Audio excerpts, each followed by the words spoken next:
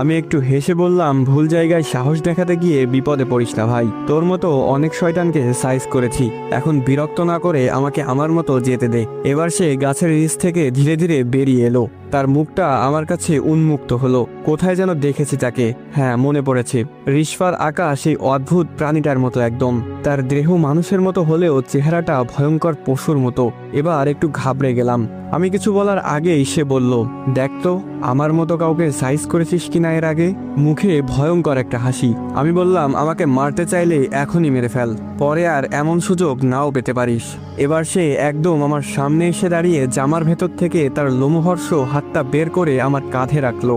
আমার মনে হলো যেন একটা বড় পাহাড় আমার কাঁধে এসে পড়লো। সে বলল, তোর সাহস দেখে আমি অবাক হয়েছি। তুই প্রথম যাকে আমি ভয় দেখাতে ব্যর্থ, আর এই জন্যই তুই এখনো বেঁচে আছিস। তোকে একটা সুযোগ দিলাম আমি। এরপর থেকে রিশফাকে পড়ন্ত দূরের কথা, এই গ্রামের আশেপাশেও যেন তোকে না দেখি। এখন সোজা চলে যা, পেছনে তাকাবি না। এখান থেকে রিশফাদের বিল্ডিংটা স্পষ্ট দেখা যায়। বিল্ডিং এর দিকে একবার তাকিয়ে দেখলাম রিশফা ছাদে দাঁড়িয়ে আছে এবং এদিকেই তাকিয়ে আছে। চাঁদের আলোয় এত দূর থেকেও রিশফার মুখটা স্পষ্ট দেখা যাচ্ছে। বুঝলাম কিছু তো একটা গড়বড় আছে। আমি আর কথা না বাড়িয়ে সোজা হাঁটা শুরু করলাম। আর পড়াতে আসবো কিনা জানি না, সেটা নিয়ে পরে ভাবা যাবে। এখন বেশি সাহস দেখাতে গেলে হয়তো আর বেঁচে ফেরা হবে না। খুব দ্রুত পা চালালাম। আপাতত এই জায়গাটা ত্যাগ করতে হবে। হঠাৎ পেছন থেকে শীষ বাজানোর শব্দ ভেসে আসলো। আমি পেছনে না তাকিয়ে আরো জোরে হাঁটা দিলাম। শীষ বাজানোর শব্দটা যেন আমার সাথে সাথে আসছে।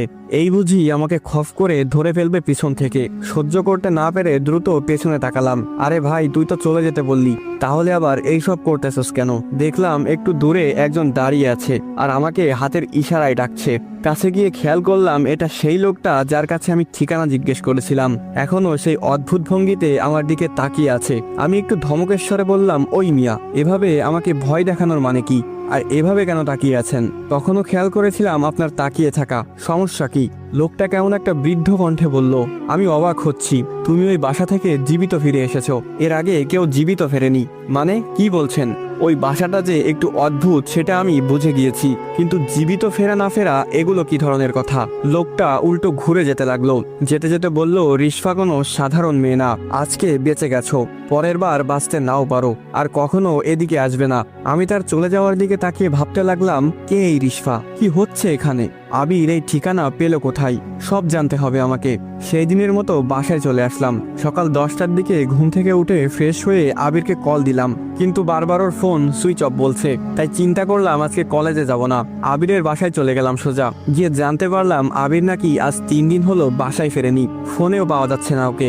আবিরের পরিবারটা একটু এলোমেলো। ওর মা বাবার মাঝে সম্পর্ক ভালো না, সবসময় ঝগড়া লেগেই থাকে। তাই আবির যে 2 দিন ধরে ঘরে ফেরেনি সেটা নিয়ে তাদের তেমন মাথা ব্যথা নেই। কিন্তু আমার যে আবিরকে লাগবেই। রিশফা সম্পর্কে জানতে হলে আবিরের কাছ থেকে আগে জানতে হবে ওই ঠিকানা সে পেল কোথায়। সব ফ্রেন্ডের বাসায় খবর নিলাম, কিন্তু কেউ আবিরের কোনো খোঁজ জানে না। তবে এক ফ্রেন্ড বলল 3 দিন আগে আবিরের সাথে তার কথা হয়েছিল। কথায় কথায় আবির জানায় অনেক বড় লোকের একটা মেয়ের টিউশন পেয়েছে সে, মাসে 15,000 টাকা বেতন। তাই বাবার কাছ থেকে ভিক্ষা চাওয়া লাগবে না তার হাত খরচের জন্য। আমি অনেকটা শকড হয়ে গেলাম এটা শুনে। তার মানে আবির আমার আগে রিশফার টিউশনিটা পেয়েছিল, তাহলে সে আমাকে দিয়ে দিল কেন? সবকিছু মাথার উপর দিয়ে যাচ্ছে। আবিরকে না পেলে এসব প্রশ্নের উত্তর পাবো না। সেই দিন বাসায় ফিরতে একটু রাত হয়ে গেল। আমাদের বাসায় যেতে হলে একটা বাঁশের ঝাড় পেরিয়ে যেতে হয়। যখনই আমি বাঁশের ঝাড়টা অতিক্রম করছিলাম তখনই পকেটে থাকা ফোনটা বেজে উঠল। ফোন বের করে দেখলাম আবির কল দিয়েছে। তাড়াতাড়ি করে কলটা রিসিভ করে বললাম, কি রে শালা, কই তুই? আজকে সারাদিন তোরে খুঁজতে খুঁজতে আমার স্যান্ডেলের তলা ক্ষয় করে ফেলেছি। ওপাশ থেকে আবির বলল, পেছনে তাকা একবার। আমি সাথে সাথে পেছনে তাকিয়ে দেখলাম আবির বাঁশঝাড়ের কাছে মূর্তির মতো দাঁড়িয়ে আছে। আমি দৌড়ে গেলাম। আবির হাতের ইশারায় আমাকে ওর সামনে যেতে বাধা দিল। আমি থেমে গিয়ে খেয়াল করলাম ওর মাথাটা দেখা যাচ্ছে না, ঠিক যেমন গতকাল রাতে ওই প্রাণীটার মাথা দেখা যাচ্ছিল না। আমি বললাম, আবির তুই ঠিক আছোস? কই ছিলি এই 3 দিন? আবির বলল, তুই আমাকে দেখোস নাই গতকাল? আমি তো তোকে আয়না থেকে দেখলাম। আমি এখন থেকে ওই আয়নার ভিতরেই থাকবো রে, বাইরের দুনিয়া আমার কাছে ভালো লাগে না। আমি বললাম, এইসব কি বলতেছস তুই? পাগল হয়ে গেলি নাকি? আর তোর মুখ দেখাচ্ছিস না কেন? নতুন বউ নাকি তুই? আবির হেসে দিয়ে বলল, তুই সহ্য করতে পারবি না, আমার এখন যেতে হবে। তোকে যা বলার জন্য আসলাম সেটা হলো রিশফার ব্যাপারে বেশি কৌতূহল দেখাস না, সেটা তোর জন্য ভালো হবে না। এই বলে আবির চলে যাচ্ছে। আমি চেষ্টা করলাম আবিরের পেছনে যাওয়ার, কিন্তু পাটা যেন নড়ছেই না। আবিরকে অনেকবার ডাকলাম কিন্তু সে শুনলো না, অন্ধকারে মিলিয়ে গেল। এবার আমার পা স্বাভাবিক হলো। আমি তাড়াতাড়ি করে ঘরে চলে আসলাম। ভাবতে লাগলাম এটা কি সত্যিই আবির ছিল, নাকি আবিরের রূপে অন্য কেউ ছিল, কিছুই মাথায় ঢুকছে না। এভাবে চিন্তায় চিন্তায় কেটে গেল আরো 3 দিন। বুধবার চলে আসলো, আজকে রিশফাকে পড়াতে যাওয়ার ডেট। আমি কি করব সেটাই ভাবছি, যাব নাকি যাব না, আমি মন স্থির করতে পারছি না। অবশেষে ঠিক করলাম আমি যাব, আজ যা হওয়ার হবে। আমিও দেখে নিব কি হয়। মনে সাহস সঞ্চয় করে চলে গেলাম। তখন রাত 10:55।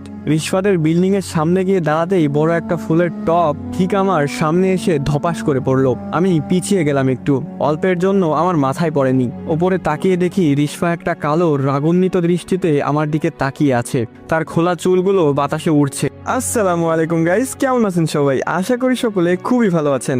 তো এখানেই শেষ হয়ে যায় রিশফা গল্প পার্ট 1 এবং পার্ট 2। তো গল্পটি কেমন লাগলো সেটি অবশ্যই কমেন্ট করে জানাবেন, কারণ আপনাদের প্রতিটি লাইক এবং কমেন্ট আমাকে পরবর্তী ভিডিও বানাতে উৎসাহিত করে। তো আবারও ফিরবো এই গল্পের পরবর্তী পর্বগুলো নিয়ে। আরেকটা কথা গাইস, আপনাদের যদি এই ভাইয়ের ভিডিওগুলো ভালো লেগে থাকে আর এই গল্পগুলো ভালো লেগে থাকে তাহলে অবশ্যই চ্যানেলটি সাবস্ক্রাইব করে দিবেন।